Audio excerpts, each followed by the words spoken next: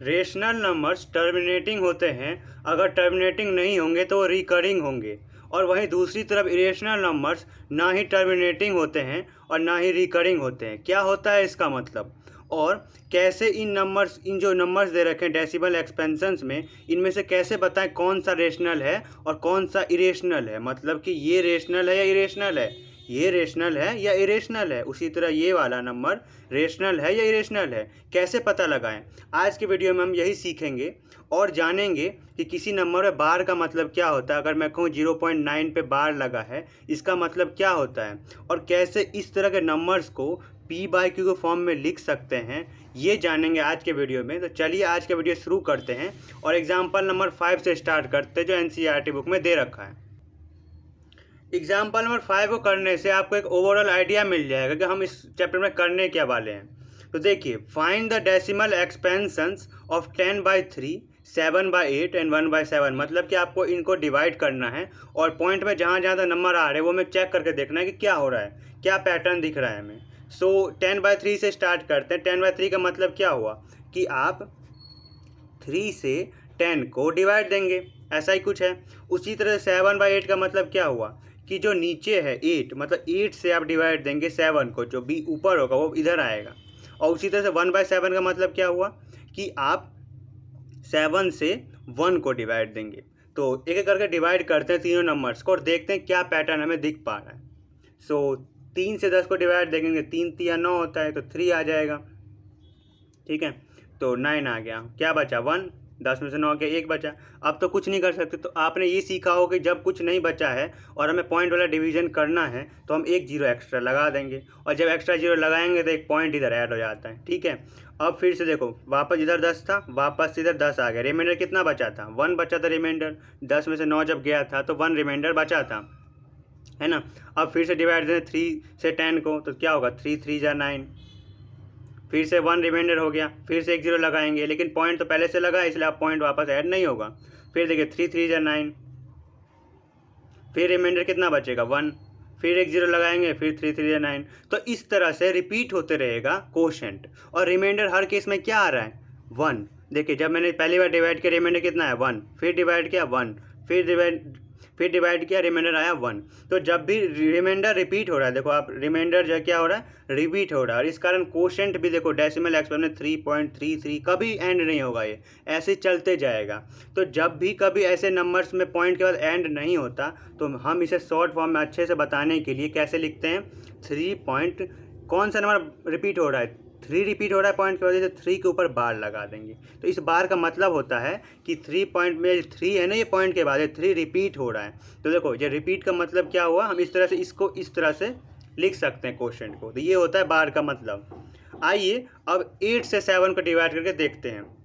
तो देखो 8 के टेबल में 7 तो नहीं आता क्योंकि 7 छोटा है, तो हम पहले ही जीरो लगा देंगे स्टार्टिंग में। सो जीरो का पॉइंट लगा देंगे, तो अब क्या हो जाएगा, एक जीरो ऐड हो जाएगा, है ना। जब मैंने जीरो लगाया तो 0 पॉइंट ऐड इधर आ गया। अब डिवाइड करते हैं, 8 से 56, 80 80 64, 8 8 64 आ गया, कितना बचा 6, रिमाइंडर कितना आया पहले केस में 6।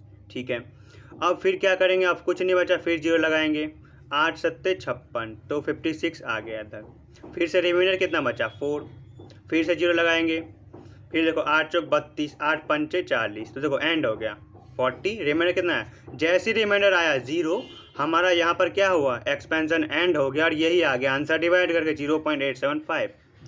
ठीक है, तो रिमाइंडर क्या क्या आया, 6 4 एंड 0, और एंड हो गया, तो ये आंसर आया हमारा। ठीक है, थर्ड केस में करते हैं, चलो 7 से 1 को डिवाइड देते हैं और फिर देखते हैं क्या हो रहा है। तो 1 तो नहीं आता, तो एक जीरो लगाएंगे, और जीरो लगाने 0 पॉइंट यहाँ पे आ जाएगा।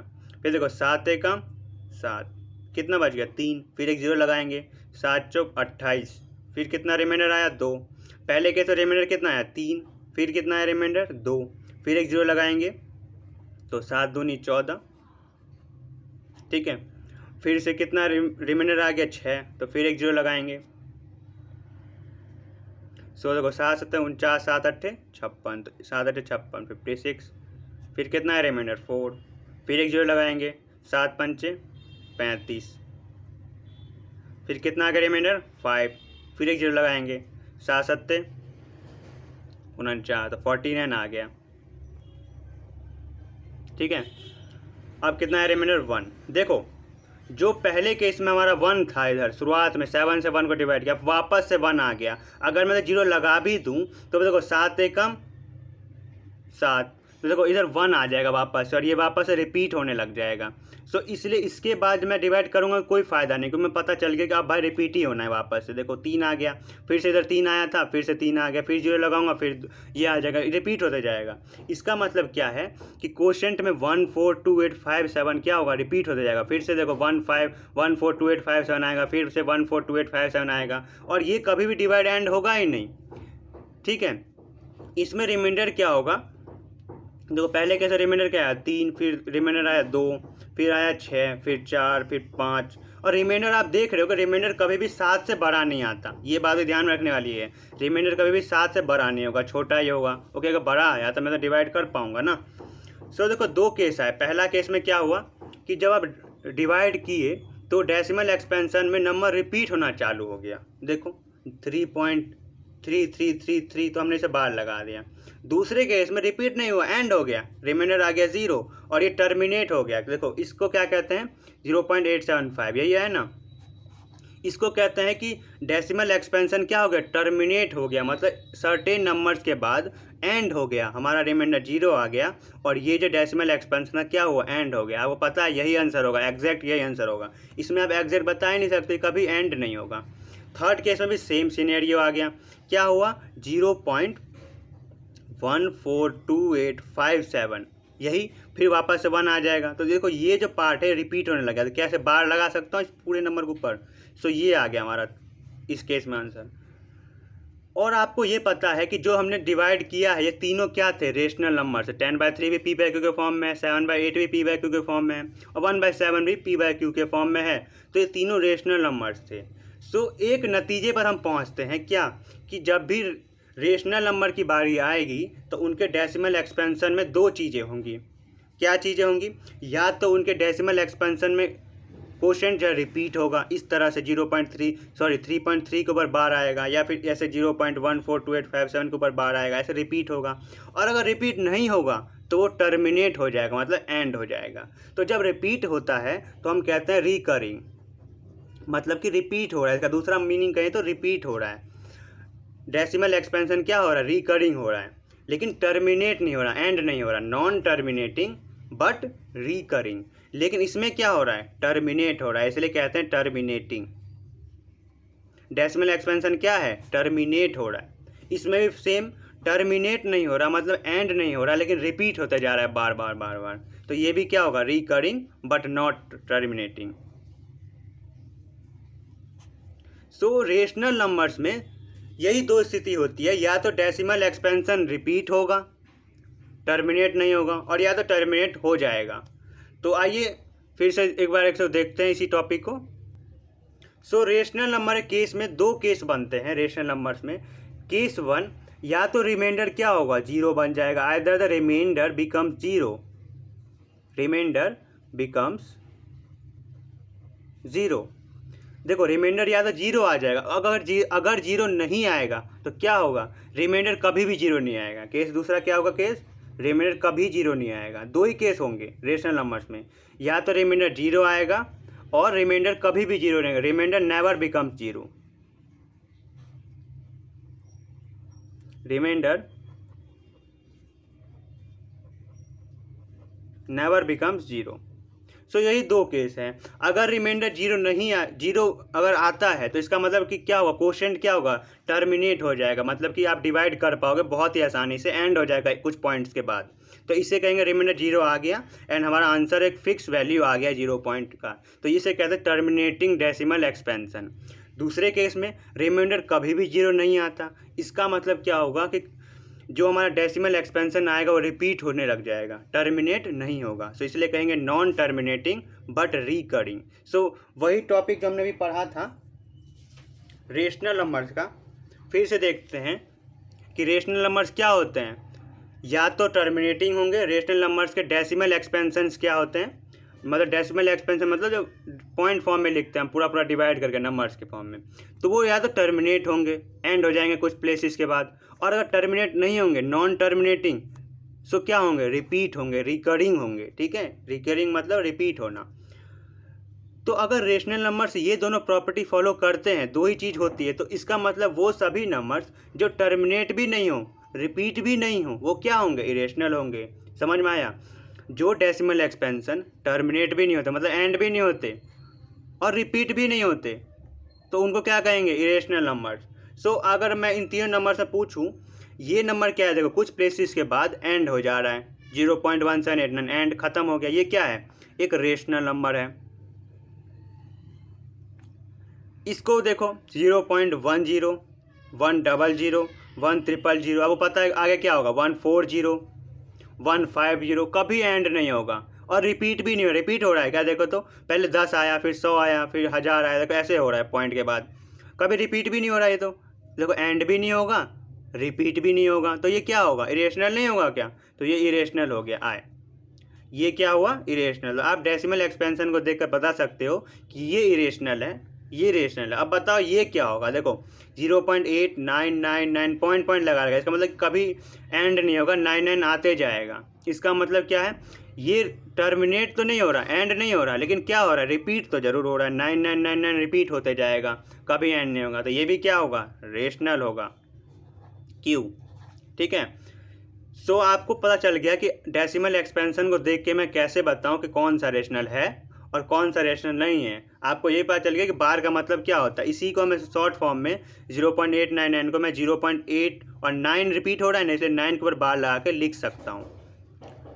ठीक है, चलिए अब डेसिमल एक्सपेंशन को, जैसे ये जो 0.899 दे रखा है इस तरह से, इसको मैं p/q के फॉर्म में वापस से कैसे लिखूं वो करेंगे। जैसे कि अभी हमने डिवाइड किया था, जैसे कि हमने डिवाइड किया, तो अब क्या होगा कि आपको ना ये फॉर्म में दे रखा होगा 3.33, आपको ये निकालना है कि इसे 10/3 के फॉर्म में वापस से निकाल लो, या फिर ये 0.875 है, इसको वापस से इस 7/8 के फॉर्म में लिखो।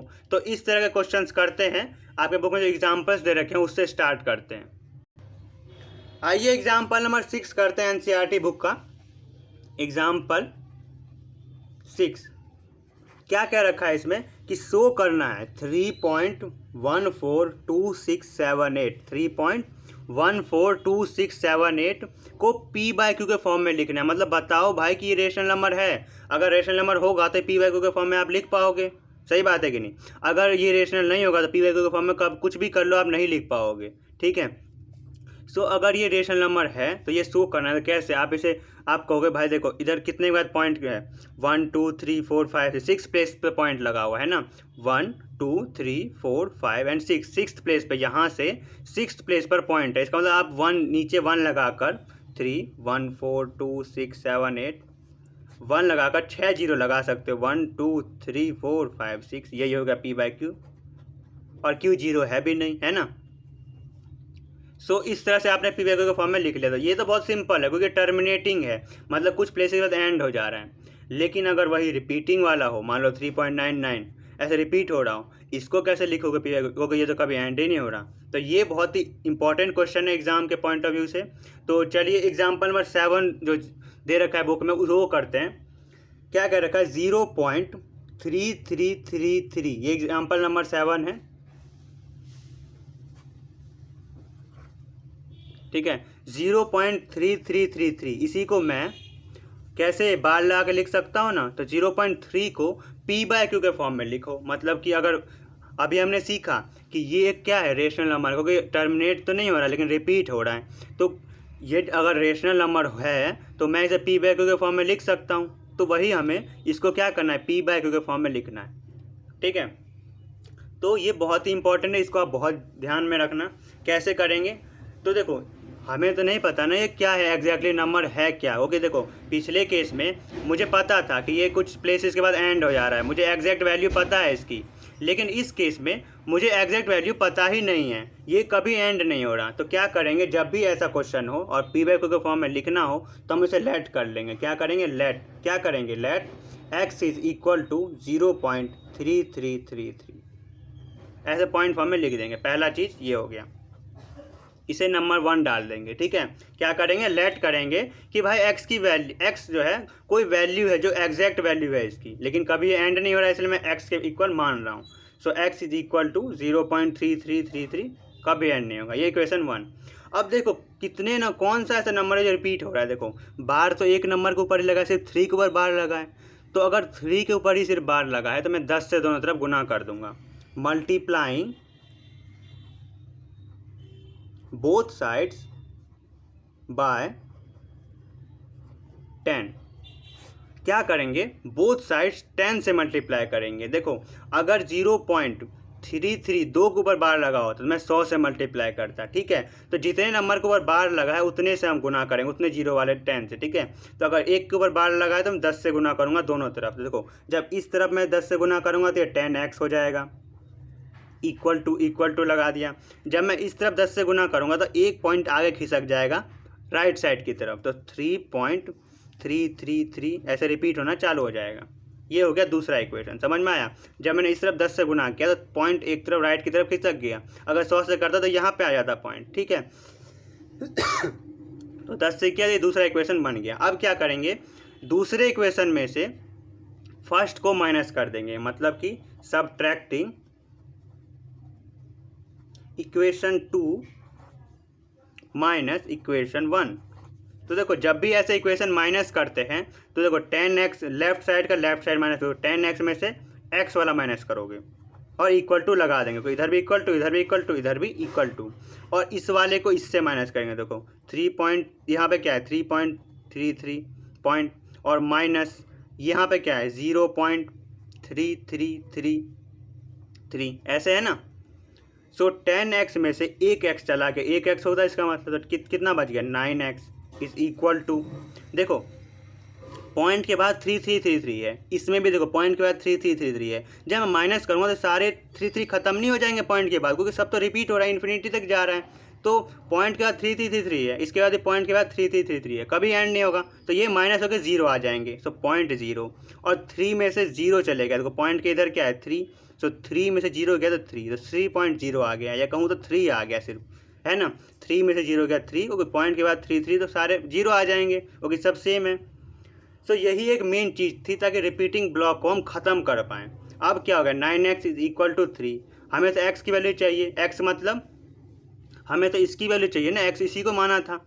सो x की वैल्यू क्या आ जाएगी 9 को मैं उधर ले जाऊँगा, इधर मल्टीप्लाई में 9 है, उधर जाके डिवाइड है, मतलब नीचे आ जाएगा 9। इसी को मैं कॉमन फैक्टर ले लूँ, 3 1 जा 3, 3 3 जा 9। So x is equal to 1/3। यही आ गया हमारा p/q form, and q is not equal to 0। So इस तरह क्वेश्चंस करते हैं। जब भी आपको रिपीटिंग टाइप के दे रखे हो क्वेश्चंस ऐसे, और इसको p/q के फॉर्म में लिखना हो, तो आप उसको लेट कर लेंगे x के इक्वल। यही से सारी कहानी शुरुआत होगी। अगर जितने के ऊपर बार लगा उतने 10 वाले नंबर से मल्टीप्लाई करेंगे। अगर 2 के ऊपर बार लगा होता तो मैं 100 से मल्टीप्लाई करता दोनों तरफ। 2 इक्वेशन बनेंगे तो मैं दूसरे इक्वेशन से पहले इक्वेशन को माइनस करूँगा। तो इस तरह से जो पॉइंट वाले नंबर है वो ख़त्म हो जाएंगे, हमारे पास एक एग्जैक्ट नंबर आएगा। सो x इज इक्वल टू 1/3। अगर आपको अपना आंसर वेरीफाई करना है, वापस डिवाइड करके देख लो, वही रिपीट होने लग जाएगा, ठीक है। चलिए अगला एग्जाम्पल करते हैं। एग्जाम्पल 8 में क्या क्या रखा है, सो दैट 1.2727 ये 2727 रिपीट हो रहा है। इसी को मैं 1.27 के ऊपर बार के फॉर्म में लिख सकता हूँ, है ना। और इस बार 2 के ऊपर बार लगा है, 2 और 7 को एक साथ, इसका मतलब कि ये 27 रिपीट हो रहा है। देखो 272727 रिपीट हो रहा है। इसी को अब क्या करना है, p/q के फॉर्म में लिखना है, और रेशनल नंबर में पता है आपको कि q 0 नहीं होता, तो ये भी कह दिया, ठीक है। सो क्या करेंगे, देखो मैंने कहा था जब भी ऐसा क्वेश्चन आए तो उसको क्या करेंगे, x के इक्वल लेट करेंगे। So let x is equal to 1.272727, ये रिपीट होते जाएगा। इसको मैं नाम दे दूंगा इक्वेशन 1, ठीक है। 2 इक्वेशन बननी है। दूसरा इक्वेशन क्या होगा, देखो 2 के ऊपर बार लगा, अभी मैंने बताया था जब अगर 2 के ऊपर बार लगा हो तो मैं 100 से मल्टीप्लाई करूंगा both sides. So multiplying both sides by 100, ठीक है। अगर मैं बोथ साइड्स 100 से मल्टीप्लाई करूंगा, तो इधर मैं मल्टीप्लाई करूंगा 100 से, तो 100 × x 100x, ठीक है, इक्वल टू, अगर मैं 100 से इसको मल्टीप्लाई करूँगा तो देखो 100 में कितने जीरो हैं, 2 जीरो, तो पॉइंट 2 जीरो आगे खिसक जाएगा, यहाँ पे आया तो 10, यहाँ पे आया 100, तो यहाँ पे आ जाएगा 2 के बाद पॉइंट। ठीक है, सो 127 और पॉइंट कहाँ आ गया, यहाँ पे आ गया पॉइंट। ठीक है, और फिर 2727 ऐसे ही चलेगा, 2727। ठीक है, ये हो गया दूसरा इक्वेशन। क्लियर। अब क्या करेंगे बताओ, अब क्या करेंगे, दूसरे में से पहले इक्वेशन को माइनस करेंगे, सबट्रैक्टिंग इक्वेशन 2 माइनस इक्वेशन 1, या तो आप लिख दो फ्रॉम इक्वेशन 2 टू इक्वेशन 1, या सबट्रैक्टिंग लिख के कर सकते हैं। ठीक है, सो इक्वेशन 2 माइनस इक्वेशन 1। अब देखो 100, देखो माइनस जब भी करते हैं इक्वेशन में तो लेफ्ट साइड वाला लेफ्ट साइड से, राइट साइड वाला राइट साइड से। सो 100x में से मैं एक x घटा देता हूँ, 100x माइनस का x इज इक्वल टू 1, देखो इधर क्या है 127.2727, ये रिपीट हो रहा है, फिर माइनस इधर क्या है 1 इक्वेशन 1 में 1.272727, ये रिपीट हो रहा है। ठीक है, सो देखो 100x में से एक x चला गया, कितना बचा 99x, which is equal to, अब देखो पॉइंट के बाद 2727 रिपीट हो रहा है, इधर भी देखो पॉइंट के बाद 2727 रिपीट हो रहा है, इसका मतलब क्या है, पॉइंट के बाद सारे नंबर्स खत्म हो जाएंगे, 272727, देखो पॉइंट के बाद 2727, पॉइंट के बाद 2727, जीरो आ जाएगा, मतलब पॉइंट जीरो। और पॉइंट के इधर देखो तो 127 है, और इधर क्या है पॉइंट के इधर 1 है, तो 127 में से 1 गया तो क्या बच गया 126। ठीक है, सो आप पॉइंट जीरो हटा भी सकते हो, कोई दिक्कत नहीं उसकी। सो x निकालना है हमें, तो x इक्वल टू 99 को उधर ले जाएंगे, सो 126/99। सो इस तरह से हमने x को p/q के फॉर्म में लिख लिया, एंड q क्या है, ज़ीरो नहीं है। सो इस तरह क्वेश्चंस करते हैं। चलिए एक और एग्जांपल करते हैं, लेकिन चाहो तो आप इसको पूरी तरह कैंसिल कर सकते हो। 11 के टेबल 11 9 जा 99, सो 9, और देखो 11 का 11, कितना बच गया, सॉरी 9 के टेबल में आता है 9 1 जा 9 एंड 9 1 जा 9, सो 11 आ गया, और इधर देखो 9 1 जा 9, कितना 3, 9 4 जा 30, तो 14/11। सो इसी को कैसे लिख सकते हो, तो आपको कोशिश करनी है कैसे कैंसल फॉर्म में लिखें, जो कि को फैक्टर हो, मतलब को प्राइम हो आपस में, कभी एक दो डिवाइड ना करे, कोई कॉमन फैक्टर बचे ना, तो ये हो गया p/q के फॉर्म में एग्जैक्ट। ठीक है, तो 14/11। चलिए एग्जाम्पल नंबर 9 करते हैं। क्या करना है एग्जाम्पल 9 में, हमें दे रहेगा सो दैट 0.2353535, ठीक है 0.23535, इसी को मैं कैसे लिख सकता हूँ 0.2, रिपीट कौन सा हो रहा है 353535, सो 35 के ऊपर बार है, 2 के ऊपर नहीं है, सिर्फ 35 के ऊपर। सो इसी को आपको क्या करना है p/q के फॉर्म में लिखना है, एंड q क्या हो, ज़ीरो ना हो। ठीक है, सो फिर से वही प्रोसीजर, क्योंकि हमें पता नहीं है तो हम इसे लेट करेंगे x के equal, let x is equal to 0.2353535, ये हो गया फर्स्ट इक्वेशन। ठीक है, अब क्या करेंगे, जितने को बार लगा है उसने जीरो वाले नंबर से गुना करेंगे। देखो 35 दो नंबर को बार लगा इसलिए 100 से गुना करेंगे, सो मल्टीप्लाइंग बोथ साइड्स बाय 100। ठीक है, ये बात आपको समझ में आना चाहिए, जितने को बार लगाए हम उतने से गुना करेंगे। अगर एक के ऊपर लगा तो 10 से, 2 पे ऊपर 100 से, अगर 3 पे लगाए तो 1000 से, इस तरह से चलेंगे। सो 100 से जब दोनों तरफ गुना करेंगे तो देखो 100 × x 100x है ना, इज इक्वल टू, जब 100 से गुना करूँगा पॉइंट इधर 2 नंबर खिसक जाएगा, तो 2 3, तो 3 के बाद लग जाएगा। ठीक है, सो 23.53535। ठीक है, ये हो गया सेकेंड इक्वेशन। अब क्या करेंगे, सब्ट्रैक्ट करेंगे इक्वेशन 2 माइनस इक्वेशन 1। ठीक है, सो देखो इक्वेशन 1 में इक्वेशन 2 क्या है 100x में से मैं x को माइनस करूँगा, इज इक्वल टू, इधर देखो 23.53535, ये है, माइनस क्या करूँगा ये वाला यहाँ पे जो है 0.23535। ठीक है, ऐसे रिपीट हो रहा है। अब देखो 100x में से एक x चला गया तो क्या बचा 99x। ठीक है, इधर देखो पॉइंट के बाद क्या है, पॉइंट के बाद 5 3 5 3 5, इसके बाद पॉइंट के बाद क्या है 2 3 5 3 5। देखो पॉइंट के बाद किधर क्या है 5 3 5 3 5, इसके बाद क्या है 2 3 5 3 5। सो देखो अगर मैं पॉइंट 5 3 5 3 5 है और इधर क्या है पॉइंट 2 3 5 3 5, देखो ये तो सारे जीरो बन जाएंगे। 3 5 3 5 बचेगा क्या, 5 में से 2 गया तो 3, इसलिए पॉइंट के बाद क्या आएगा 3। और इधर देखो पॉइंट के इधर देखो 23 में से 0 चले गया तो 23 बचा। सो इस तरह से ये आ गया 23.3। ठीक है, अब क्या करूँगा मैं x को लिख सकता हूँ 23.3 डिवाइडेड बाय 99, क्योंकि पॉइंट हमें हटाना है तो हम क्या करेंगे एक जीरो नीचे लगा देंगे तो 233 अपॉन में 990। ठीक है, पॉइंट हट गया और एक जीरो नीचे चले गया। सो 233 अपॉन में 990। और क्योंकि ये को फैक्टर्स है, को प्राइम है और हम डिवाइड नहीं कर सकते तो यही क्या हो गया p/q फॉर्म, एंड q क्या है 0 नहीं है। सो इस तरह से इन क्वेश्चन को करते हैं। आपके बुक के एक्सरसाइज में भी काफ़ी क्वेश्चन है। नेक्स्ट वीडियो में एक्सरसाइज 1.3 करेंगे और इस तरह के और भी क्वेश्चंस करेंगे, और दो इरेशनल नंबर्स के बीच में कैसे और इरेशनल नंबर्स बताएं, या दो रेशनल नंबर्स के बीच में और इरेशनल नंबर्स बताएं, ये जानेंगे। इस वीडियो के लिए इतना ही। अगर आपको हमारा वीडियो पसंद आए तो प्लीज़ हमारे वीडियो को लाइक करना और अपने दोस्तों में शेयर करना। Thanks for watching.